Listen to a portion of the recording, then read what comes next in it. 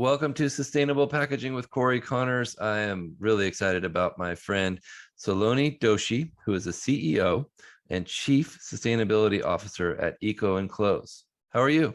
I'm great. How are you doing?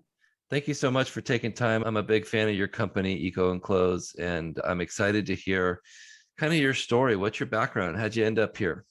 Yeah, great starting question. I guess first, I'm one of the owners of the business, and my husband and I run it together. We bought the business 6 years ago, but prior to that, I have sort of a background that is partly management consulting. I spent a lot of my time management consulting. I went to business school, and then I've also spent a lot of time in the social, like nonprofit sector. I was at Teach for America for a long time. And then after business school, I sort of merged the two. I realized that there was a world in which you could merge business and impact. I think at a time where social impact or social enterprises started to become very popular. So I started a social enterprise after business school that was related to like bringing healthy food into low income populations.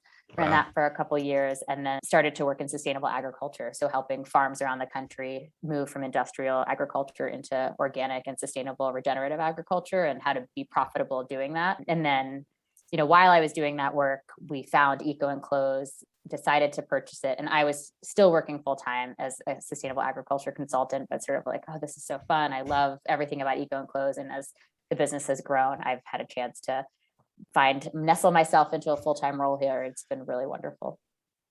You guys are doing great things, Eco Enclose, for sustainable packaging. So can you tell us a little bit about the company and what it is that you do that is so eco-friendly and all the details? I'd love that question. So I would say, when we first took over the business, it was really small. It was like 4 people. We had a couple products set. The first question we really asked ourselves is like, well, we're going to be selling sustainable packaging. What does that even mean? I had a passion and a background in sustainability from the agriculture world, and I probably go at it with a lot more of a commitment to sustainability than I do to sales, much to my husband's chagrin. And so it's really about like, okay, what are we all about here? We can't just like slap a sustainability label on packaging and call it a day. And so over the past couple of years, we've really created a vision for sustainable packaging. For us, it's all around circularity, which is like, how do you create a world in which every package that is used, whether it's like for food or for e-commerce, we focus on e-commerce, is, ideally reused by the consumer X amount of times before it is at the end of its useful life, and then it gets recycled, ideally back into itself, right? Not downcycled, but recycled back into itself. And you've got this sort of endless circular loop where materials don't have to get kicked out to the landfill, and very few virgin materials have to come into it.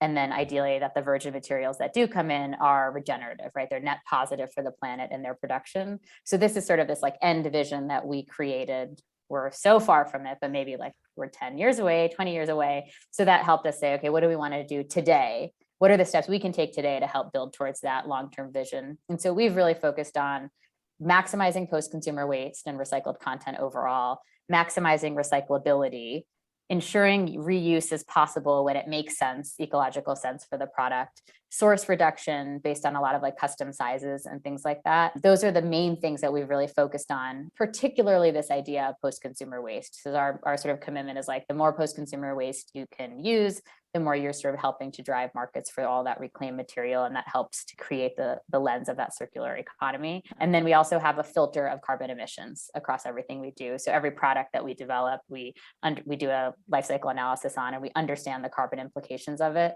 There are situations where the best package is not necessarily the least carbon footprint package, but we really want to make sure that carbon emissions is part of the conversation.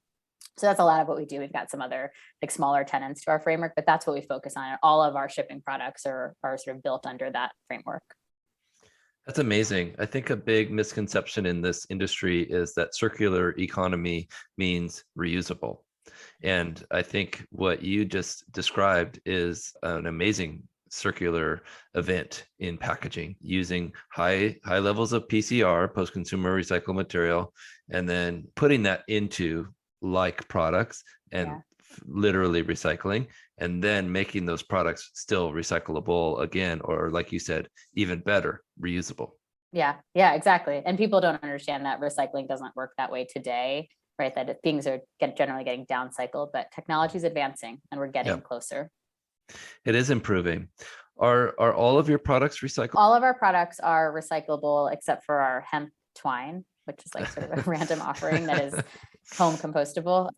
And then we have a poly line. So we have 100% recycled poly mailers that are made with 50% post-consumer waste. And those are thin film recyclable. And I think a lot of people don't quite yet understand the thin film recyclable world, but the idea is just because it's a flimsy plastic, it gets caught in the gears of your local MRF, your materials recovery facility. And so because of that, it has its own dedicated stream, which is usually at the grocery stores, which I think is just important to say, which is like, it doesn't get as recycled, even though the material is as readily recyclable. So a couple months ago, we launched a take back program. So if a consumer were to get poly mailer, like an Eco Enclose, any poly mailer, frankly, but if they got an Eco Enclose poly mailer, ours has a second seal strip. So if you wanted to, you could shove like all of the plastic film you can find into it and send it back to us and we'll recycle it.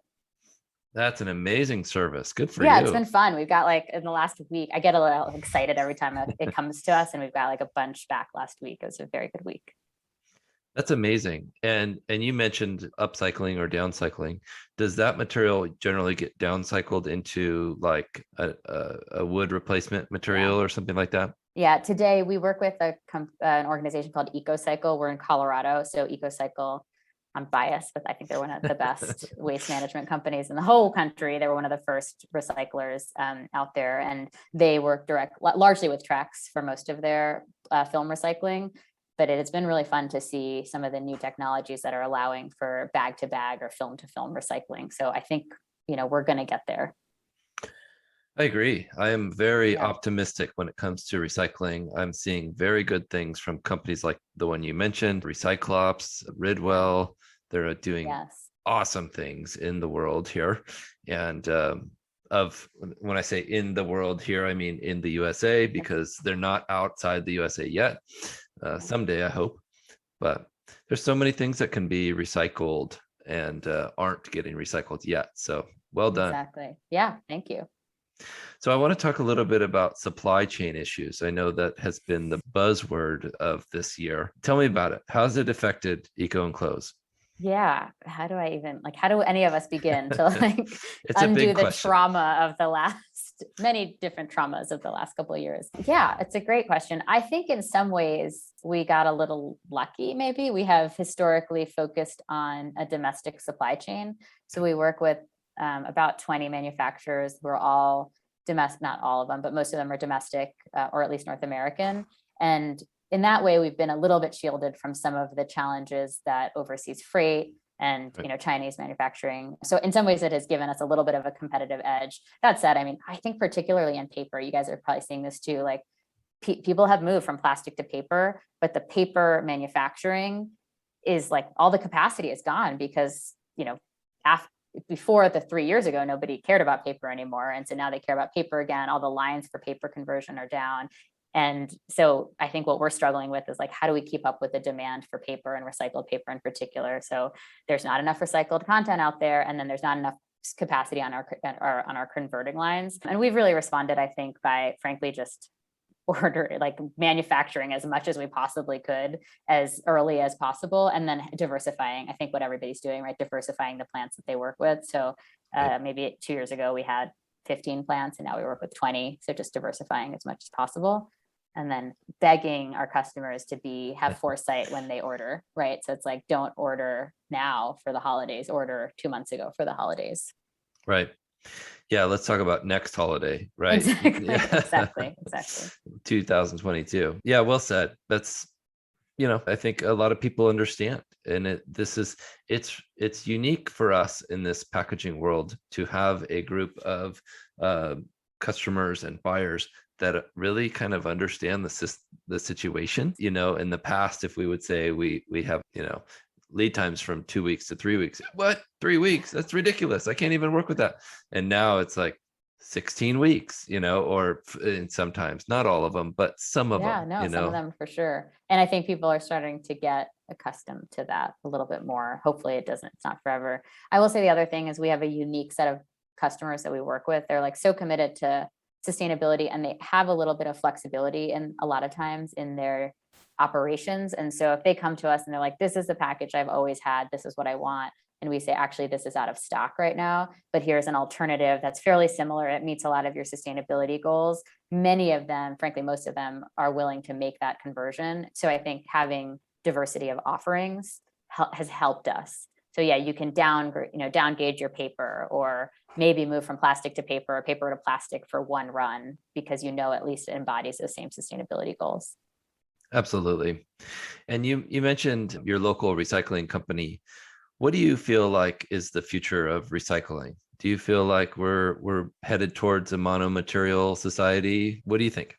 Yeah. So I do think that we're headed towards, I feel like in most cases, Tetra Pak always comes to mind as the hardest one to change. But I think, particularly for pouches and things like that, I think we can start to move to monomaterials.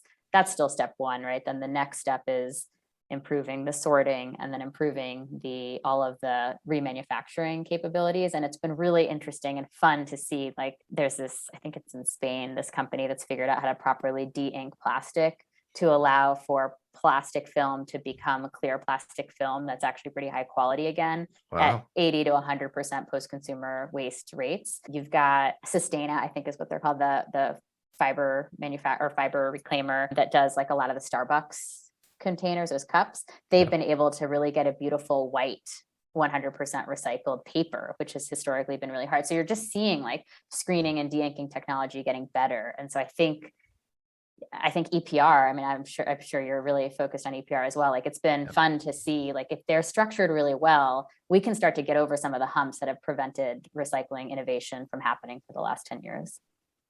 Totally agree. Absolutely exciting. I was at Waste 360 in Vegas, and I saw some of the sorting machines they could actually see, I don't know how, but they see into the material and could tell what kind of plastic it was.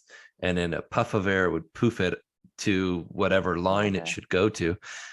That kind of stuff is mind boggling. But amazing. It's going to be commonplace, I hope, because with the onset of extended producer responsibility, like you said, those materials are going to be so valuable that it's going to be worth it to the recyclers to pull them out. Yeah, exactly. It's really cool. Like with the EPR, like hopefully brands are being incentivized to get their recycled rates high, recycled content rates high, which all of a sudden again creates the value for that material. So it feels like things are happening, and it's very exciting. Yeah, I agree 100%. It's really cool. So the next thing is, you mentioned e-commerce. It's exploded, and that's your focus for your packaging company. What do you think is the trends? What's the future? Will it continue to blow up, or are we leveling off? Yeah, it's been interesting because the last 18 months has been a huge spike. And so I'll say, if our business is an indicator of the trends, well, I'll say a couple things. First, I think if our business is an indicator of the trends, I think what we saw is like we were growing at like 20 to 25% annualized, and then we grew like 100. Like the industry grows 100%, 150%, and now I think a lot of the businesses that started as in the thick of the pandemic are no longer, or they've gone back to being brick and mortar, and they're no longer selling masks. So you're sort of seeing a dip in all of those small businesses that started in the pandemic, and you're almost like leveling back off to the normal growth trajectory, right? So that long-term growth trajectory, this will just be like a spike in it, but it'll keep going up and up and up at a steady level. I do think what we are seeing is that the largest companies that we're working with continue to blow up. So it's a lot of the small brands that sort of grew in the last 2 to 3 years. I think some of them are petering out. Maybe again, the doors are opening, they're going back to their day-to-day lives. But those larger brands that have gained traction and probably have some funding and some really good products behind them, they're doing really well, and people continue to shop that way. And it's been fun because I think more and more people, Amazon's obviously going to keep growing, but the direct to brand experience is actually growing. So more people are going to Nike to buy Nike goods than to go to Amazon to buy Nike goods than we have seen in the past. That's a really interesting point, and that creates more packaging, really.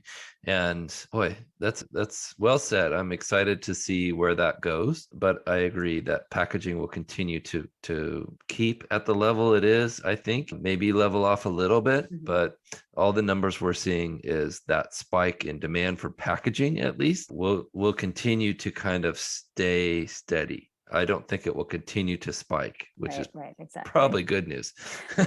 None of us can handle that. We looked at, just think about it. How long does it take to build a corrugated facility? A year, right? How long does it take to install the machines? 6 months. I mean, so even if the capacity grows, when it will, it's going to take some time to continue to level off. So good advice and good points on buying early when you can. That's really the secret, isn't it? Yeah. Plan ahead. Planning ahead. That's the secret of life. So Yeah, I agree. What's the future for Eco Enclose? Do you see more divisions? Do you see just continued growth in Colorado? yeah, so I'm assuming that we won't be able to achieve our mission if we don't have more than this facility. So we ship nationwide. We have, if you were to plot like our customers, or we ship worldwide, I guess. If you were to plot our customers on a map, like you would never know that we're in Colorado because we ship a lot to the coasts. And so I've been looking a lot at like, well, we can't keep shipping to the East Coast in good conscience. We have to get a facility in the East Coast because shipping is a fairly large part of.